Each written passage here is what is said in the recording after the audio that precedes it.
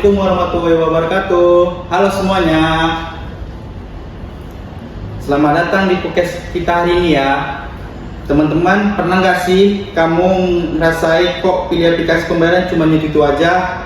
Atau kendala belanja online kayaknya dikendalikan segelintir parmon besar. Nah, ternyata itu bukan perasaan, melainkan praktik monopoli dan persaingan usaha tidak sehat. Selanjutnya akan kita bahas dan kita ulik dengan pemateri kita yang dibawakan oleh Andina Rizky Elija.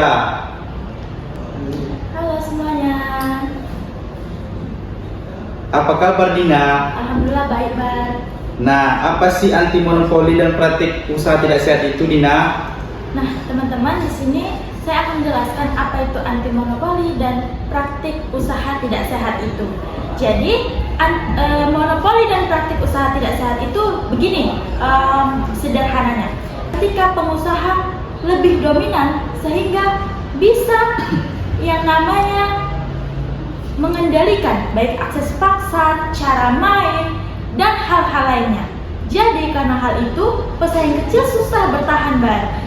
Sehingga mau nggak mau harus mengikuti apa cara main dari platform besar ini. Gitu, Akbar. Apa sih contohnya kasusnya, Dina?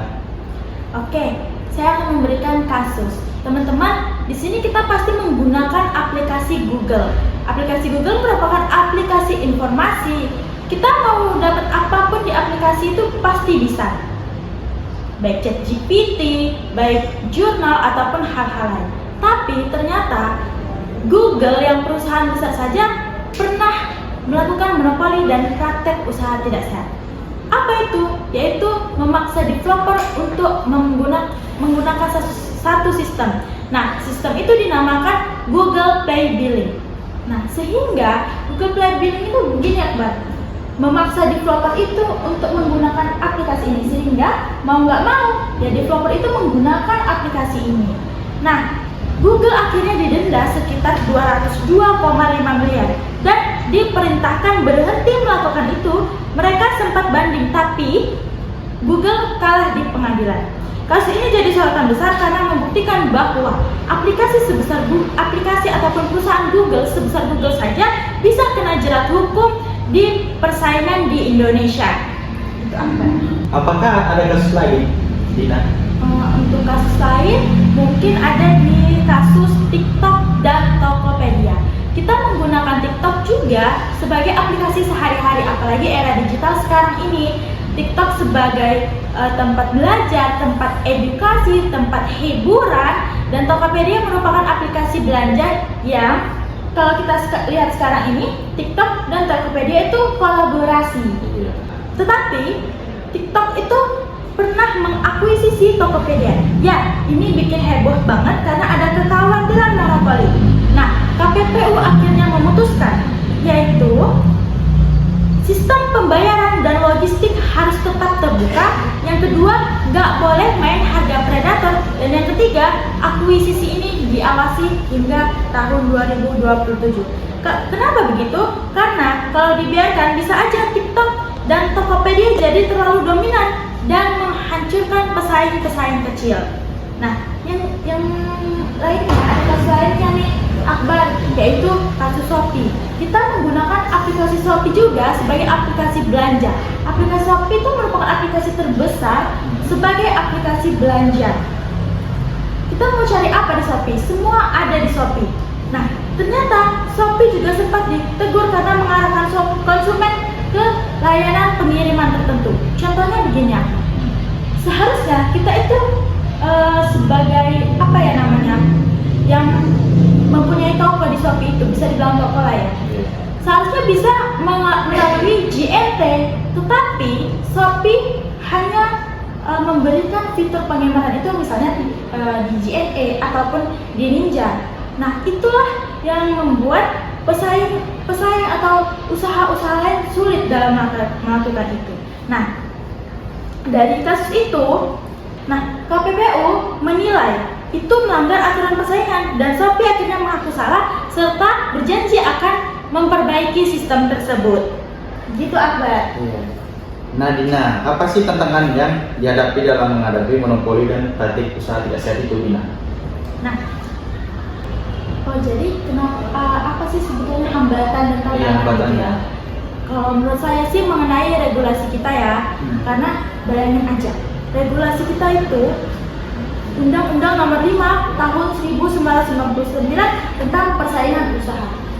Regulasi itu hadir tahun 1999. Sedangkan kita sekarang ini berada di tahun 2025. Nah, jadi menurut saya regulasi ini undang-undang ini kurang relevan. Kenapa begitu? Karena bayangin aja, dulu itu belum ada yang namanya aplikasi belanja, Shopee, Tokopedia, belum ada yang namanya GoRide, belum ada yang namanya Gojek dan aplikasi-aplikasi lainnya. Tapi regulasi ini tidak bisa mengimbangi menurut saya, mengimbangi era digital sekarang ini, atau kita sekarang sering bilangnya generasi Gen Z ya. Menurut saya itu kurang relevan dan perlu ada revisi undang-undang di situ. Nah, ada nggak sih Din kasus nyata tentang regulasi ini Din?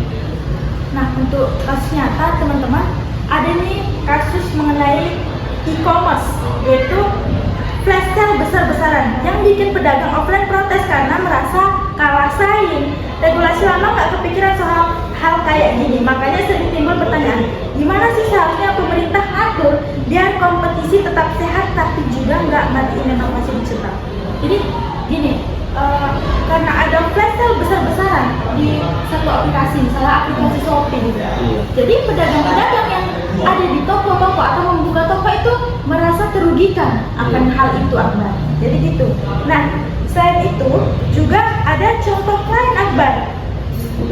Yaitu contohnya adalah Gojek dan juga ada Gojek, GoRide dan aplikasi antar lainnya dengan Gojek Pangkalan gitu. Jadi dengan adanya Gojek online ini mematikan usaha Gojek Pangkalan. Kenapa begitu? Bayangin aja, Akbar. Kita kalau mau mesin Gojek tinggal via handphone aja, ya kan? Tinggal kita pesan aja. Tetapi kalau kita menggunakan Gojek Pangkalan, itu jaraknya jauh dan hanya di pangkalan itu. Sehingga karena itulah ojek pangkalan ini, usaha ojek pangkalan ini redup karena hal itu.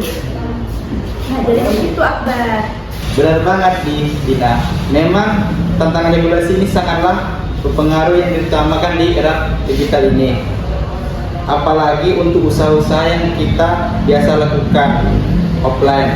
Nah, itu dulu ya episode kita ini. Semoga kita bermanfaat.